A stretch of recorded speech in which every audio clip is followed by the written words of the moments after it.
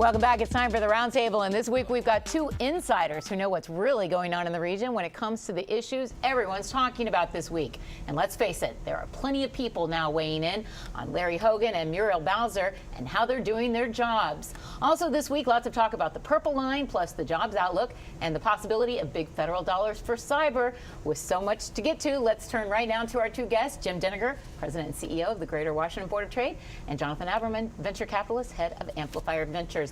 Jonathan, let's start with you. Quick take on Friday's job numbers. Actually, really good numbers. Unemployment number is up a little bit, but that means more people are in the workforce. The most interesting thing is that you're starting to see some wage increases with middle-class jobs. I think it may be because of the changes in the oil market, which we predicted a couple of months ago.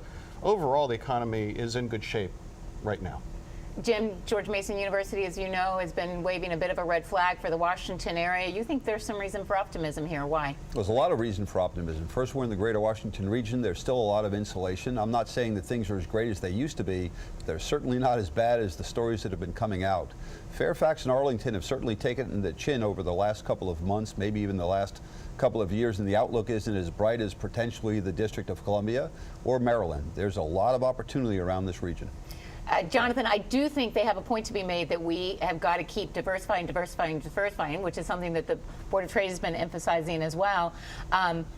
Now this opportunity for a big cyber campus funded by the federal government. We all see money in cyber, but it would be a federal government cyber campus. Explain to me why the president is proposing this when we already have U.S. Cyber Command. What would be the difference? A couple of things. First of all, diversification is great, but we must remember we have strengths in the region. That's what Tandem NSI is about. The cyber campus is important. Tandem NSI, your organization, right, to emphasize that. Thanks. The reason why the cyber initiative is so important is because, as we saw with the North Korean hack of Sony, cybersecurity is no longer a governmental matter. It actually comes in the private sector. The country needs a place where the private and public sector can disseminate. So is this what that would be? I believe so, and I think it's essential for national security, and I think for our region it's essential that it occurs here, because if it doesn't occur here, it's going to occur in Silicon Valley, and we're going to lose a lot of opportunities for great startups and great employment here. It's a big deal. Jim, your take on that? Well, it's a huge opportunity, and I have to say that I've never seen a bigger issue than cyber and a bigger opportunity for the Greater Washington region.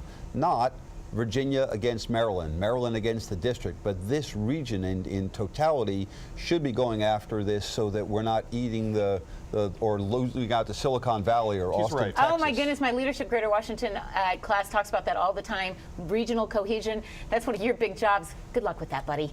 It's an important It doesn't job. happen. And I'm going to segue right now to your take on two of the big competitors for jobs, Larry Hogan, Muriel Bowser. Let's start with Larry Hogan. His State of the State for Maryland, it didn't really strike the bipartisan tone that he had been trying to strike earlier. He said the economy was kind of in the dumps with the Democrats, and he's going to make lots of changes. Didn't go over so well. What's your take? He was consistent with his election message. I mean, that's how he got elected. That was the campaign message, and candidly, he's not shaking that off. He's not sort of all of a sudden switching because he's governor. So the consistency is important. I do think that he's reaching out to the legislators on both sides of the aisle, and I have to give him a lot of credit. He's put a heck of a team together very quickly.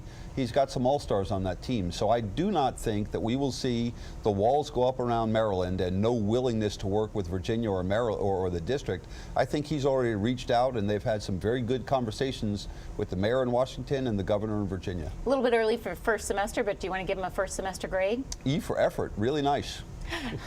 Jonathan Aberman, you know, there is no honeymoon in politics. Muriel Bowser already off to the races in D.C. She had a rough start with things she couldn't always control, from snow decisions to fatal metro accident. But the business community is also taking a careful look at how she's doing. So how's she doing? I think that we're going to see how she's going to do with tech. The last administration was very focused on tech employment. Look, I think being mayor of D.C. is a very hard job, because a lot of the things that mayors ordinarily can control, she really can't because of the way D.C. is governed.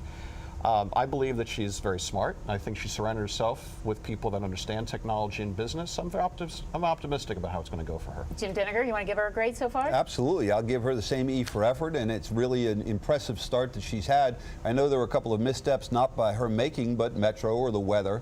I will say, though, that you're not going to find a more regional-minded mayor than Muriel Bowser. She worked in Prince George's or in Montgomery County. She understands from her time at COG, at Council of Governments, and she she worked on the Metro board. So she's as regional a person as we've ever seen in that spot.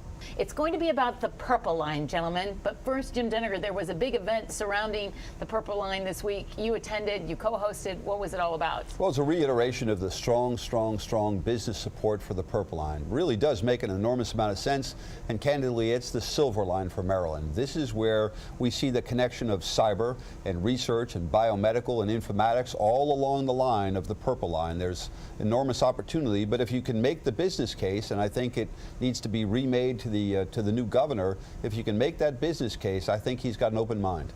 That's saying it diplomatically, like the diplomat that you are. So Purple Line, backed, pushed by Martin O'Malley, derided by Larry Hogan throughout his gubernatorial campaign, and yet there's money for it in his budget. Groundbreaking, supposed to take place in 2015. Lots of blueprints and plans and businesses ready to get started. So here's the pop quiz question. How do you rate the chances of the Purple Line actually going forward to fruition? And if you think it will, when will it? Well, I think that the chances are high. Really, when you even look at the federal government, the Silver Line initially was not graded highly, and so it actually was knocked off track. The business community worked to get the Silver Line back on track. Well, the federal government has actually rated the Purple Line at the very highest levels, so that's step one, and that's $900 million on the table. I think it proceeds. I think it will be delayed, potentially as much as 6 months, but I think it proceeds. Jonathan, I didn't buy a house because it was supposed to be on the path for the new Purple Line. I didn't want to do that. A lot of people making these plans. I'm sorry and to yet, hear that, Rebecca. Larry Hogan, I love the house I ended up buying. Larry Hogan could make this a play to please his Tea Party conservative base, scrap it and move on. Certainly. Look, how do you rate the chances? Money in a budget doesn't mean that ideological divides can be overcome. Look at Terry McAuliffe with Obamacare. The money was there to expand Medicaid, and it didn't happen because of ideology. I think the reality is the Purple Line is much more important to mass transit than the Silver Line is from a standpoint of economic development for the region. So hopefully somebody will say to him, look, at the end of the day, what matters is not posturing for the camera. What matters is economic development. The Purple Line is an important part of the infrastructure we need for the next 30 years to make this region great. So you say it goes forward as well? I say it should go forward. Whether or not ideology allows it to, I can't predict. I say I was still glad I didn't buy the house, but I am glad that you watched this week. Thanks for joining us for Washington Business Report. Tune in next week.